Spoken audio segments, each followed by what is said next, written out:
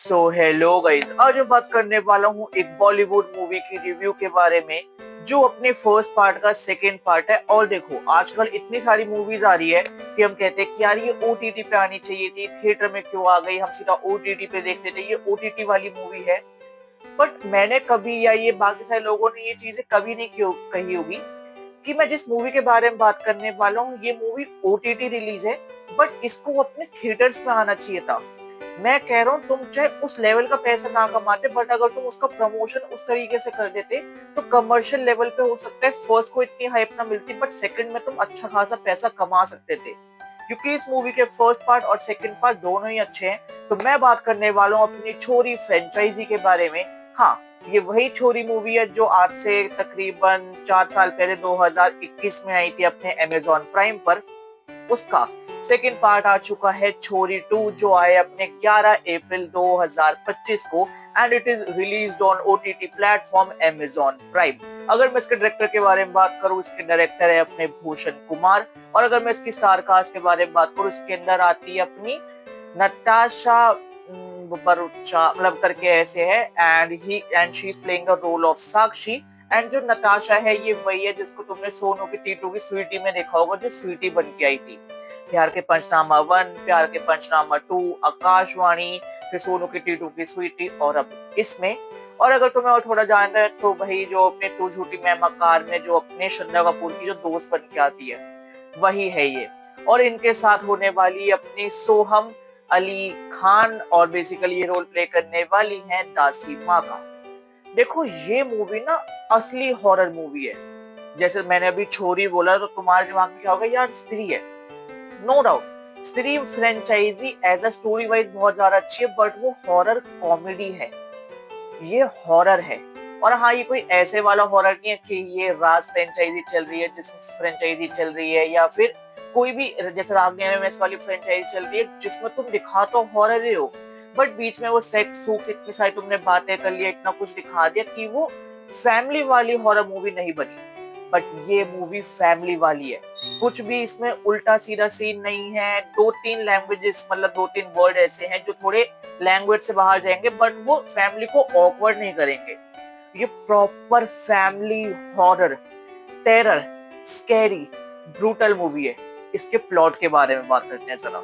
इस मूवी में एक स्टोरी लाइन चलती है जिसमें वो बताते हैं कि बहुत सालों पहले, कई 100 सालों पहले, एक छोटी सी बच्ची का जन्म हुआ था, और जिसको जलाने के लिए अपने सूरज देवता इतने ज्यादा पागल हो गए थे कि वो उसको सीधा जलाने ही वाले थे। उससे पहले दिखाते अपने वहां पे राजकुमार की एंट्री होती है, और वो अपने बच्ची को सूर्य के प्रकोप से बचाते हुए नीचे जमीन के नीचे ले जाते हैं, बहुत ज्यादा अंधेरे में, जहाँ पे वो सूरज देवता से उसकी जान तो बचा लेते हैं, फिर वो उसको वहां पे करते हैं बड़ा। और जैसे जो अपनी बच्ची बड़ी होती है, राजकुमार उससे शादी कर लेते हैं। हाँ, मैं मजाक नहीं कर रहा, उस बच्ची के बड़े होते जैसे राजकुमार उनसे शादी कर लेते हैं। उसके बाद दिखाते हैं अब कई 100 साल बीत चुके हैं, वो जो उनका राज्य था वो टूटते खत्म होते होते वो बहुत छोटा हो चुका है, बट वो जो राजकुमार था वो आज भी जिंदा है।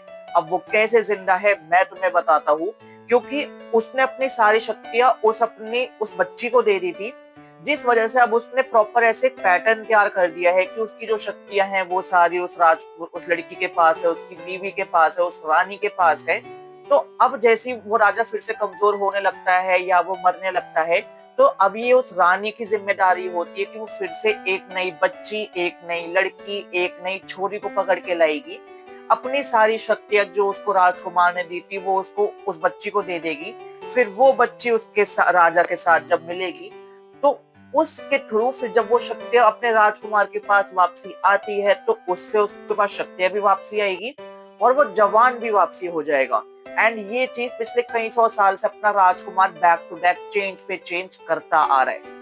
और इतने कई 100 साल से, क्योंकि ऑलरेडी सूरज देवता से इनकी बनती नहीं है, वो कहते हैं ना पसंदीदा औरत के लिए तुम किसी से भी लड़ जाते हो, और वो पसंदीदा औरत ही क्या जिसके लिए तुम अपनी जिंदगी अंधेरे में और अपनी नर्क जैसी ना कर लो। तो यहाँ पे भी क्योंकि अभी सूरज में नहीं आ सकते, तो इसलिए अभी अपने जमीन के नीचे बहुत नीचे रहते हैं, और इन्होंने कई 100 सालों से धूप नहीं देखी है, जिस वजह से इनका पूरा शरीर काला पड़ चुका है। ये जवान होने के बाद भी ये अच्छे नहीं दिख रहे, मतलब समझ रहे हो, क्योंकि हमारी बॉडी के लिए चाहे गर्मी हो या ठंड हो, सनलाइट कितनी ज्यादा इंपॉर्टेंट है। तो इस वाले पूरे फैक्टरों को इसमें भी ये दिखाते हैं, वो अच्छे से कैरी करते हैं। और उसके बाद वहां पे एंट्री होती है अपने साक्षी की अपनी बेटी के साथ। और भाई वहां पे जो भी आगे की चीजें होगी वो मैं तुम्हें नहीं बताऊंगा। बेसिकली ये जो मूवी होती है ये एक प्रॉपर ऐसे स्टोरी पे चल रही होती है, तो थ्रिलर, सस्पेंस, प्रॉपर वो स्टोरी मेंटेन करना और पीछे से भी स्टोरी चलती जा रही है, प्लस वो चीजें होती भी जा रही है। और हाँ, इसके अंदर एक वो शादी वाला सीन भी दिखाते हैं भाई।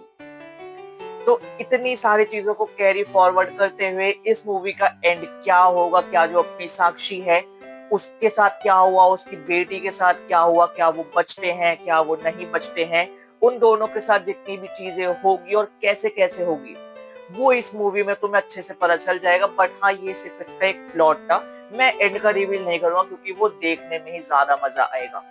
देखो, मुझे इस मूवी की ना पर्सनली एक बात और ज्यादा अच्छी लगी कि इसमें ना जो अपनी साक्षी यानी जो अपनी नुसरत बच्चन, जो भी इनका नाम होता है असली वाला, जो बेसिकली साक्षी है इस मूवी के अंदर, वो बहुत ज्यादा पिटती है। देखो, अभी तक मैंने जितनी भी हॉरर कॉमेडी या फिर हॉरर वाली मूवीज देखी है, चाहे फिर अपना बॉलीवुड हो, हॉलीवुड हो, टॉलीवुड हो, कोई भी हो, मैंने उनमें पता है पर्सनली क्या देखा है कि जितने भी लड़के हैं ना उनको बहुत गंदी मौत मारा गया है।